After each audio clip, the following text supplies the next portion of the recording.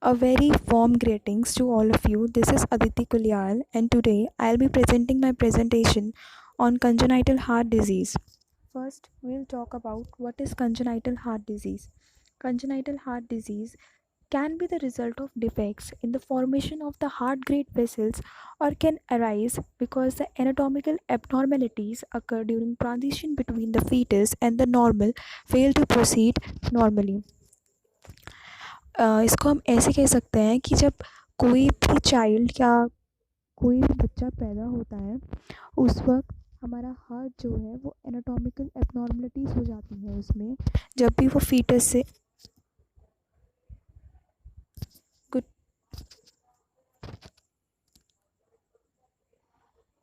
A very warm greetings to all of you. This is Aditi Kulyal and today I'll be presenting my presentation on congenital heart disease. First, we'll talk about what is congenital heart disease.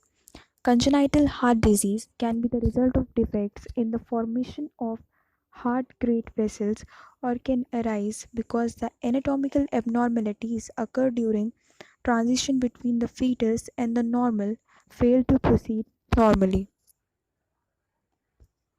Now, first we'll know about the fetal circulation before birth. In the fetus, oxygenated blood comes from through the umbilical vessel vein where it enters the inferior vena cava via the ductus venosus.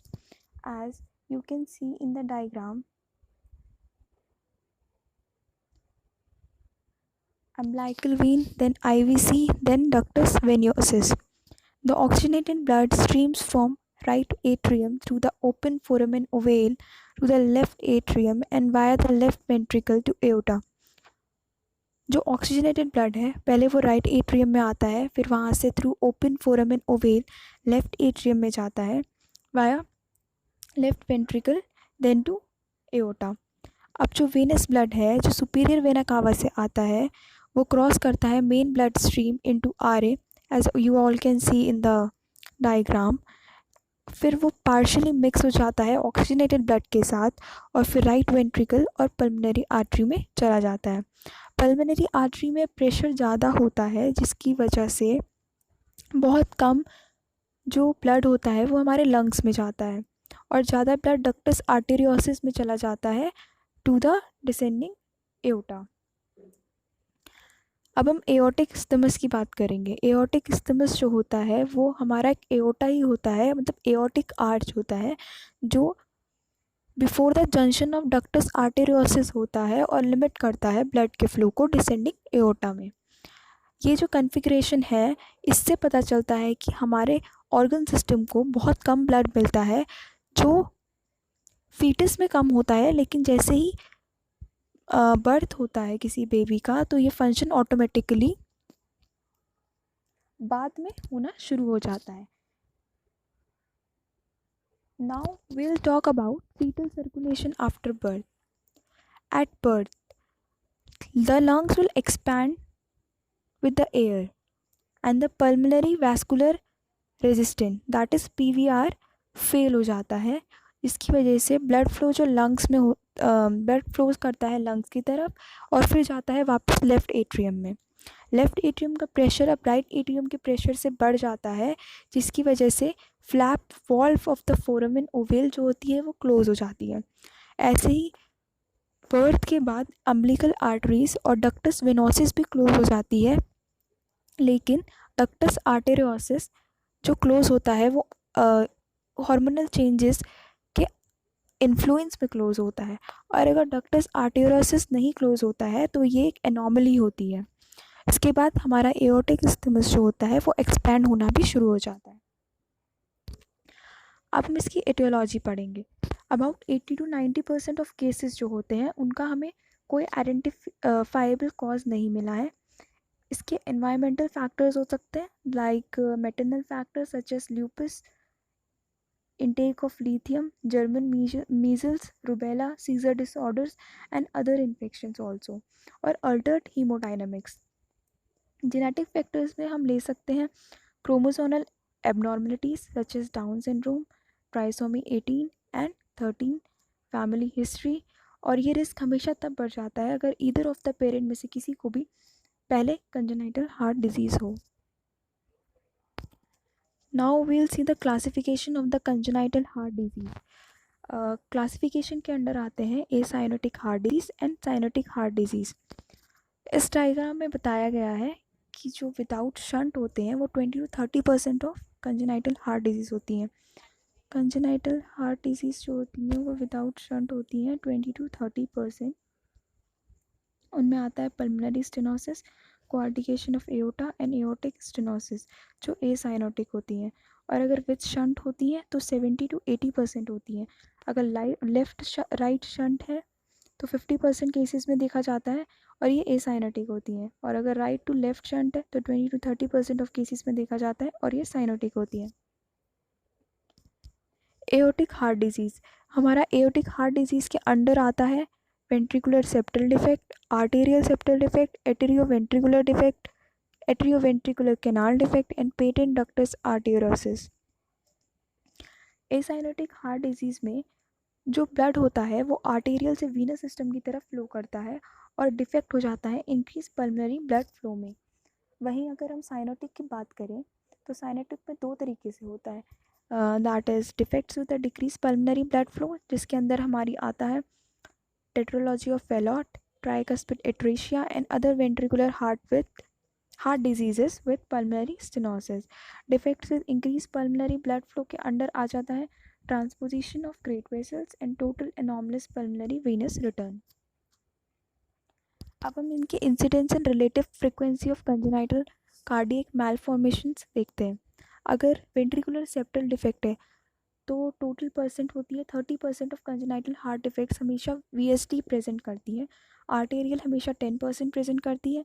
Patent ductus arteriosus हमेशा 10%। Pulmonary stenosis, coarctation of aorta हमेशा around 7%। Aortic stenosis, tetralogy of Fallot around 6%.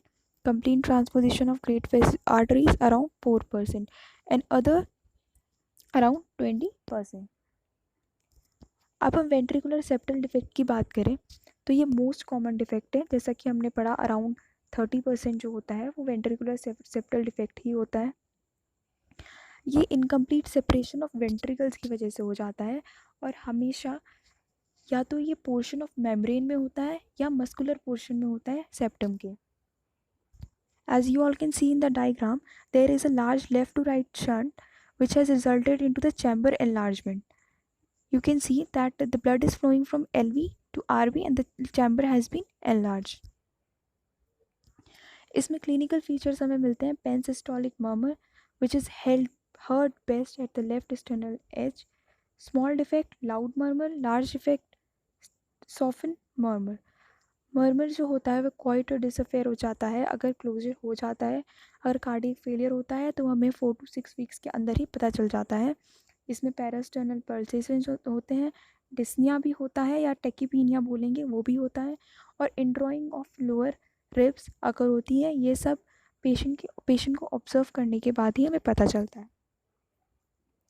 Investigation Doppler करवाते हैं, इसमें ECG कराते हैं कोई pulmonary congestion देखने के लिए या फिर बायलेटरल वेंट्रिकुलर हाइपरट्रॉफी देखने के लिए, और एक्सरे भी करवाते हैं पल्मोनरी कंजेशन देखने के लिए। ईसीजी हम हाइपरटेंशन देखते हैं और एक्सरे में हम पल्मोनरी कंजेशन देखते हैं। इसी के अंदर आता है एक इश्मेंजर सिंड्रोम जो पल्मोनरी वैस्कुलर ऑब्स्ट्रक्टिव डिजीज़ है with right to left shunt. ये तब होता है अगर वीएसडी हमारा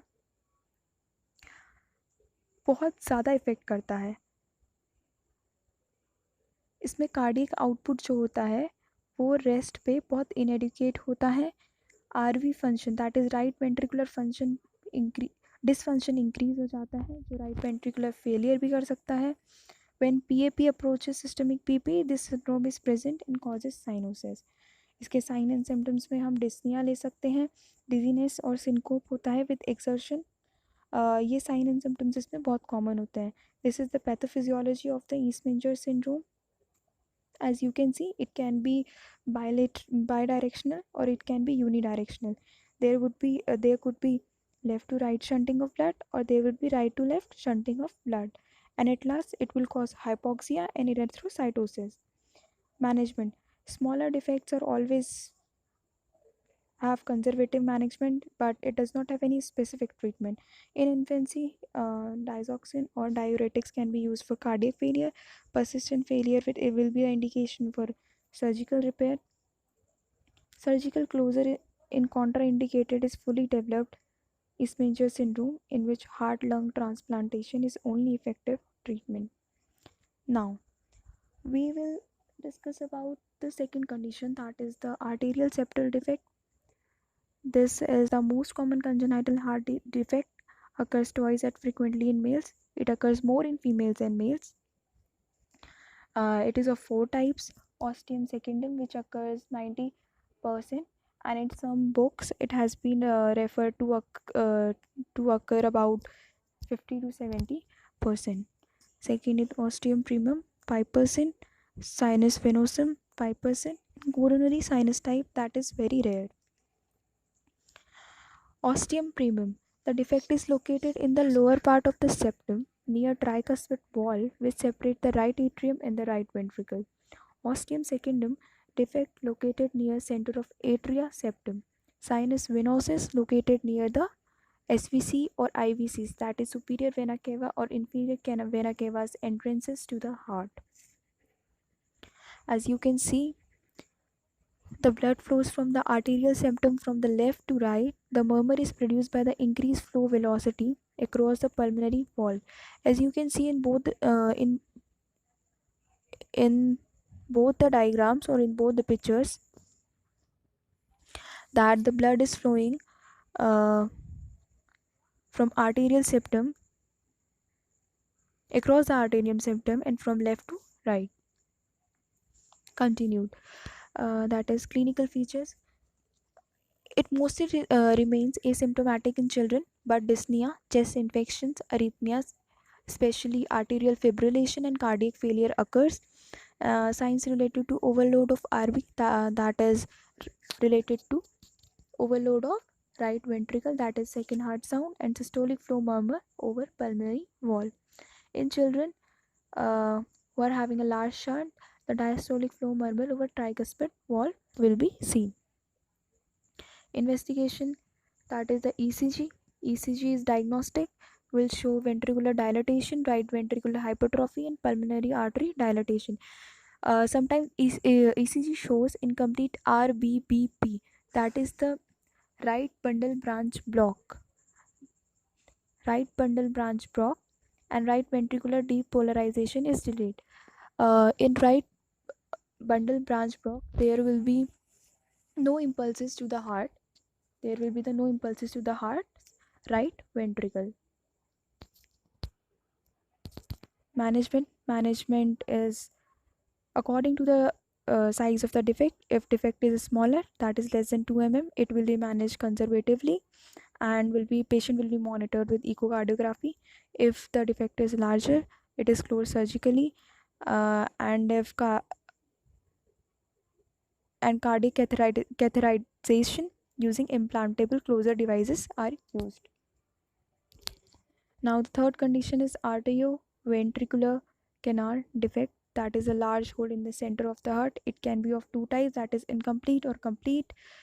It is located where the wall between the upper chamber joins the wall between the lower chambers. It involves both the chambers, that is the ventricles also and that atria also. Also, the tricuspid and the mitral valves that normally separate the heart's upper and lower chambers are not formed as individual valves. Instead, a single large valve forms. It crosses the defect in the wall between the two sides of the heart. This is complete arterioventricular defect, and this is normal heart. It is very common in the patients with Down syndrome, that is trisomy 1. The clinical features are according to the complete AVC defect or the partial AVC defect.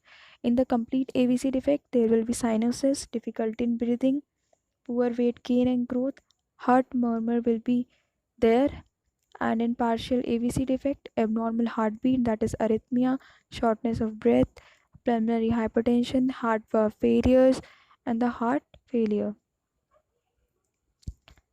that is And then investigation includes echocardiography is diagnostic, chest X-ray shows enlargement of heart, and cardiac catheterization. Management. For a partial arterioventricular canal defect, surgery involves repair of mitral valve so that it will close tightly. If repair isn't possible, the valve might need to be replaced. In incomplete atrioventricular defect, surgery also includes separation of the large single valve that separate the upper and lower chambers of the heart into two valves on both the left and the right side of the repaired septum. Now we will discuss about persistent ductus arteriosus. Persistent ductus arteriosus. Ductus arteriosus, as I have told you, that it will close under the hormonal influence, but when it fails to do so, it causes persistent ductus arteriosus. It is often associated with other abnormalities and more common in the females.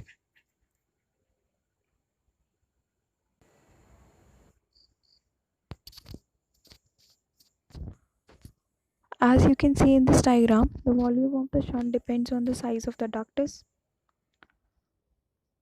Pressure in the aorta is higher than that in the pulmonary circulation. There will be a large left to right shunt in infancy, may cause considerable rise in pulmonary artery pressure, and may lead to pulmonary vascular damage.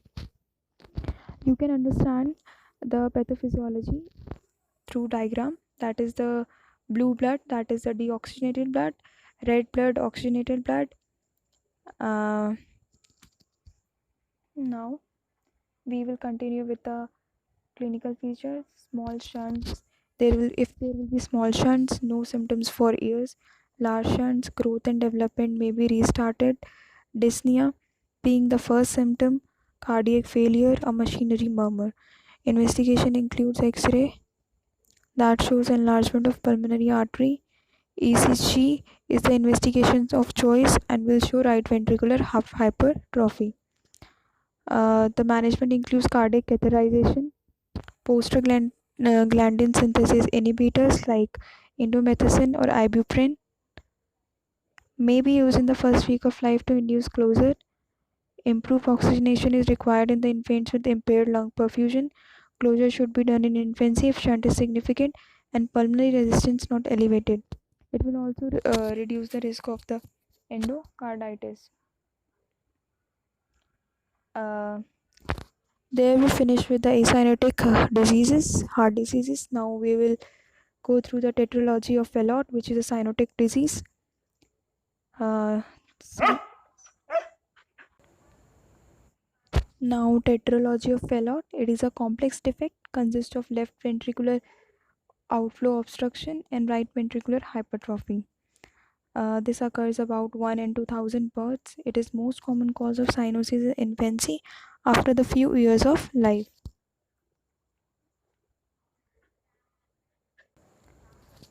In this, there will be 4 abnormalities that results in the insufficiency. If insufficiently oxygenated blood pumped to the body, first the narrowing of the pulmonary wall, second is the thickening of the wall of the right ventricle, third displacement of aorta over ventricular septal defect opening between the left and right ventricles. As you all can see um, in this diagram,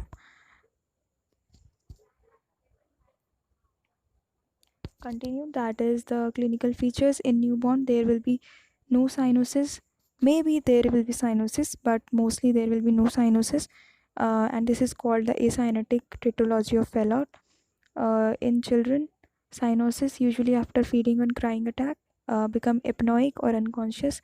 These are called the Fallot spells, and in older children Fallot spells are rare. Cyanosis increases apparently with stunting of growth, digital clubbing, and polycythemia. On examination, most characteristic feature is combination of cyanosis with loud ejection, systolic murmur in pulmonary area. You can see in the picture that there is a child lying which exhibits bluish skin during episodes of crying or feeding. That is known as cyanosis.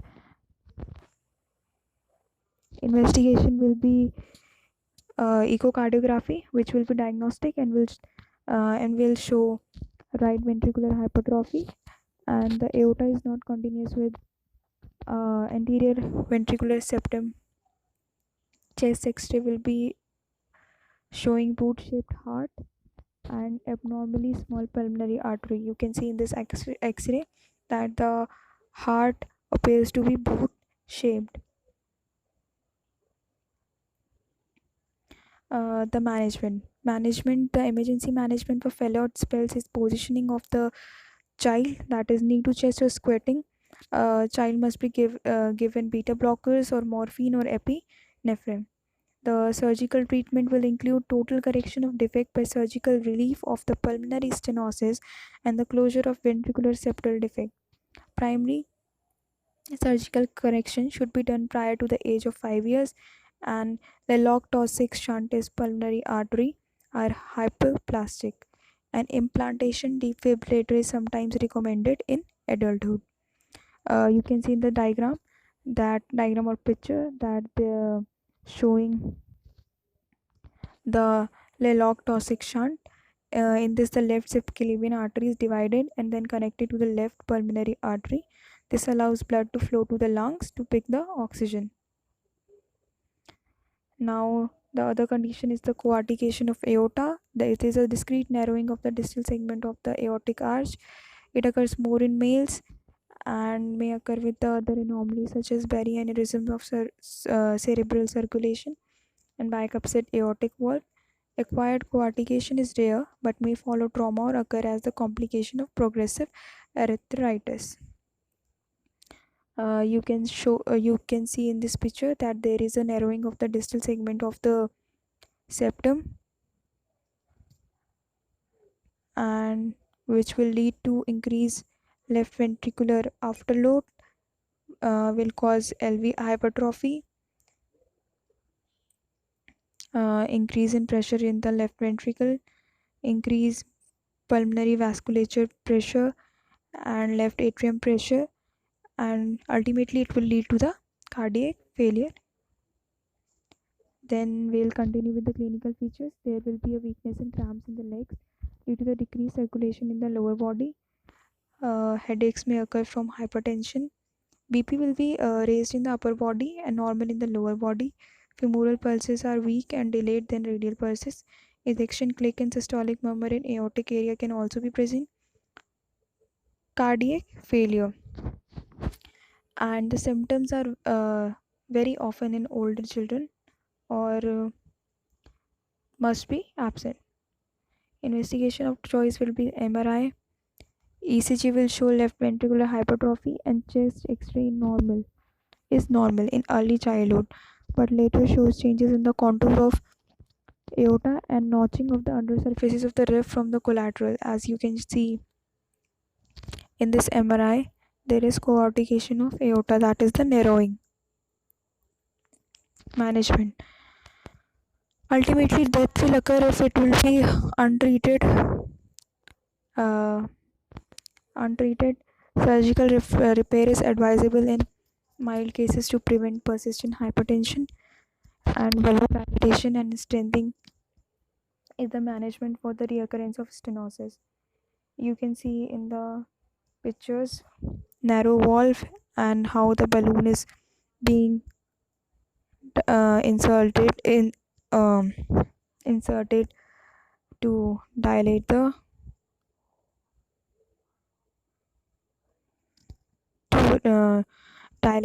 valve. The other condition is tricuspid atresia. It is a heart defect in which the wall between two of the heart chamber is not formed, and the features are absent tricuspid orifice, RA to LA shunt, ventricular septal defect, hydrostatic right ventricular. You can see the normal heart and that of the tricuspid heart. There is opening between the ventricles in the tricuspid atresia, which is not present in the normal heart, and there is an opening between the atria, which is also not present in the normal heart, and the absent tricuspid wall is indicating that this is a tricuspid atresia. Now we'll have some understanding about the transposition of great vessels. It is a type of heart defect that is congenital. In this condition, the two arteries that carry blood from the heart to the lungs and body are not connected as they should be. They are reversed or transposed, you can say. Features: aorta rises from the morphological RV, pulmonary artery from LV, shunt via atria, ductus, and possibly ventricular septal defect, palliation by balloon, uh, and the surgical correction possible. As you can see in this picture, there is a normal heart, another is the heart with the transposition of great vessels. See the difference between the movement of the blood, oxygenated and uh, deoxygenated blood, and this can be managed or palliated by balloon stenting. Now we'll talk about the pulmonary stenosis. Is a congenital defect that occurs due to the abnormal development of fetal heart during the first 8 weeks of the pregnancy. Uh, it is of four types. First is valvular pulmonary stenosis. The valve leaflets are thickened or narrow. Supravalvular pulmonary stenosis, as we know that supra means above, so the pulmonary artery above the pulmonary valve is narrowed. Sub means below, that is the muscle under the valve area is thickened, and the branch peripheral pulmonary stenosis, that is right or left pulmonary artery is narrowed, or maybe both arteries are narrowed. You can see in the diagram there is a normal pulmonary valve with three valve leaflets, and then there is a stenotic pulmonary valve with thickened leaflets and narrowed valve opening. Clinical features will be heart murmur and abnormal blood flow, fatigue, shortness of breath, especially during exertion, chest pain, loss of consciousness, that is syncope, and swelling in feet, ankles, eyelids, or abdomen may be present. Investigation includes X-ray, echocardiography is the investigation of choice and will show right ventricular hypertrophy. Management will be the balloon dilatation. Newborn babies with severe or critical pulmonary stenosis, urgent balloon dilatation of pulmonary valve is recommended. Child with mid to moderate obstruction, medical follow-up at regular intervals. In severe obstruction, immediate intervention is form of ballooning is advised. Ultimately, the treatment is the balloon dilatation. Now we'll talk about some possible consequences for the CHD patients and their social environment. For the child, there will be reduced physical performance, restrictions in many of the activities, such as the physical activities, participation in normal daily activities, continuing dependence on the care providers, emotional disorders like anxiety and depression, disturbances of social competence, cognitive disorders. Uh, and for parents, the possible consequences will be the stress in parent child relationship, stress on sibling, that is lack of attention among siblings, and the difficulties with education, for instance, as a result of concern over the child having a cardiac defect, problems with the parents relationship. The source of this has been adapted and modified, has been adapted from the article uh, Duche Gashilashev for pediatrics cardiology. Rehabilitation in congenital heart disease. The main goals of rehabilitative measures are to eliminate or minimize impairments, disabilities, and handicaps linked to the disease, and to prevent possible secondary effects. Other general rehabilitation goals are promotion of self management and self responsibility in terms of helping to self help, promotion of equal participation in social life, and prevention of counteraction of possible discrimination. In this respect, it is particularly important to ensure or establish the affected person integration into school education, job, family, and society, enhancement of overall quality of life, reduction of disease related morbidity. In short, um, rehabilitation जो होता है congenital heart disease में, वो होता है कि disease को कम करने के लिए या उसको मिनिमाइज़ करने के लिए, उसके इम्पेयरमेंट्स को, डिसेबिलिटीज़ को, पेशेंट को सेल्फ प्रमोट करने के लिए, सेल्फ रिस्पॉन्सिबिलिटीज़ लेने के लिए और उसकी क्वालिटी ऑफ लाइफ को बढ़ाने के लिए। इंडिकेशन ऑफ रिहैबिलिटेशन जो होते हैं वो इंडिपेंडेंट होते हैं पेशेंट की एज और नीड ऑफ फॉर रिहैबिलिटेशन जो होता है वो एग्जिट करता आफ्टर सर्जरी चाहिए होता है पेशेंट को, रिहैबिलिटेशन बिफोर सर्जरी चाहिए होता है, for disturb psycho motor development चाहिए होता है, हार्ट ट्रांसप्लांट के बाद चाहिए होता है, for patient and parents after prosthetic valve replacement, in case of insufficient acceptance and management of disease के लिए चाहिए होता है. These are the 9 points which one should consider before before providing a rehabilitation. There are 3 phases of rehabilitation. जो phase 1 होता है वो hospital treatment को इंक्लूड करता है.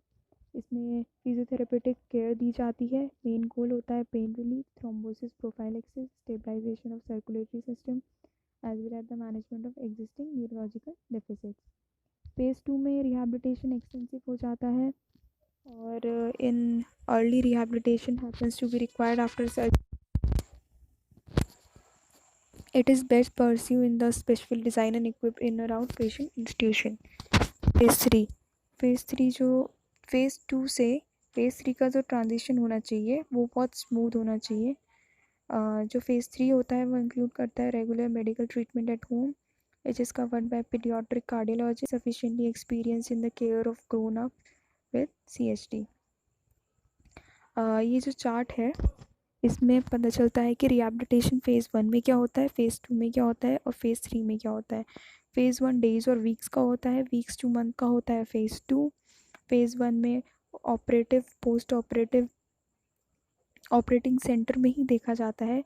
रिहैबिलिटेशन फेज़ 2 में रिहैबिलिटेशन इमीडिएट आफ्टर कोई भी इंटरवेंशन हुआ है तो उसके लिए होता है.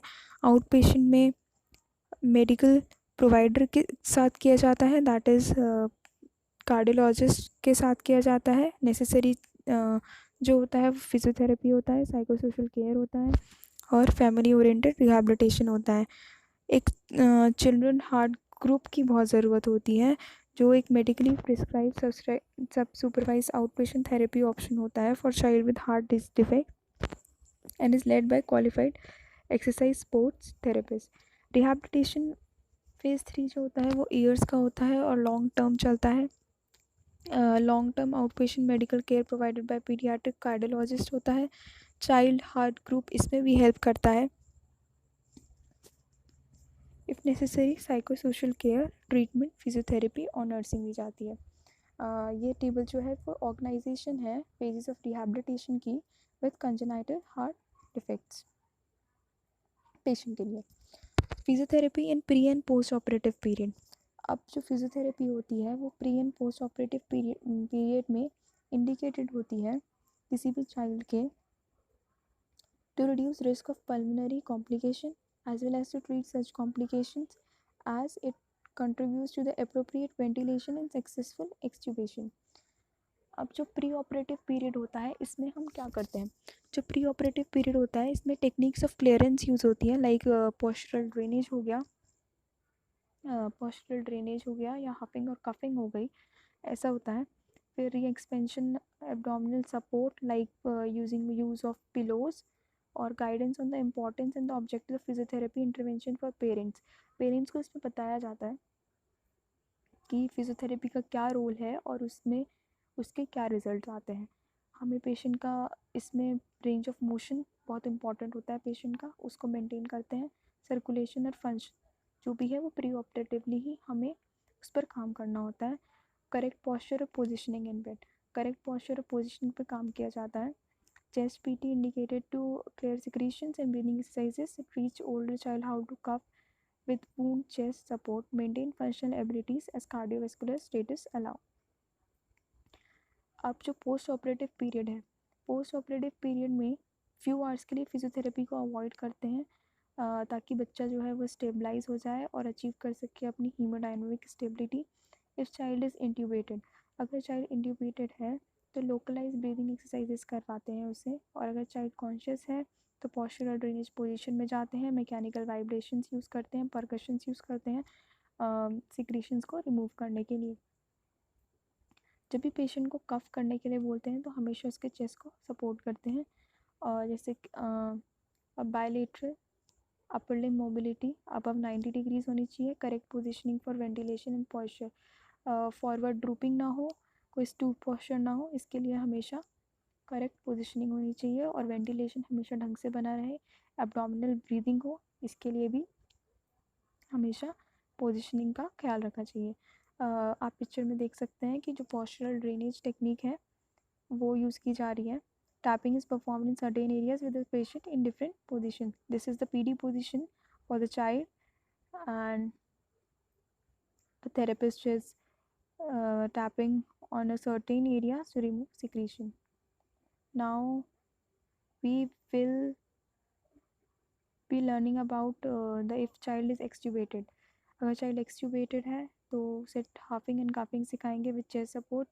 Chest supports can be pillow can be used as a chest support, and the localized and lateral basal breathing exercises बताएंगे. Or can use blowing pinwheel. That means patient is asked to blow a pinwheel, bubbles और incentive spirometry. इसके अलावा patient जो है वो cotton balls को भी blow कर सकता है. Manual chest PT techniques have indicated as seen in these pictures, that is the upper lobe front, upper lobe back, picture 2, upper lobe 3. This is the PD position for the uh, for the infant or for the kid.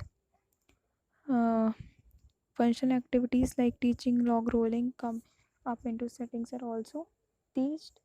Active bed exercise programs, that is like knee bending, should be exercised by the patient, and older children can sit out in the chair in the unit. And now um, this is the position in which the ventilation of the infant can be maintained. The first picture shows in supine position the relatively large size of infant's head results in natural neck flexion compressing the soft airway passage. That in the first picture the neck of the infant is flexing. Under this condition, low airway tone, like during general anesthesia, a relatively large tongue falls back against the posterior pharyngeal wall and contributes to airway turbulence and upper airway obstruction. To treat this, the patient is lied down in the sniffing position, that is chin plane. First is chin plane, that horizontally aligned position of head, wide and open position of the trachea, or you can say of the neck, and then horizontally aligned external auditory meatus, suprasternal notch plane. And the sniffing position will help in the treatment for the better ventilation, as which is compromised in the first picture. There should always be a shoulder roll and headrest for the patient or for the infant, you can say. And all this you can do for the infant to treat him from the CHD if he is extubated or intubated. These are some facts and figures about congenital heart disease, and some of these are also discussed in my PPT, or also discussed in my PPT. So I would like to thank you all for being patient and listening to me. Thank you so much.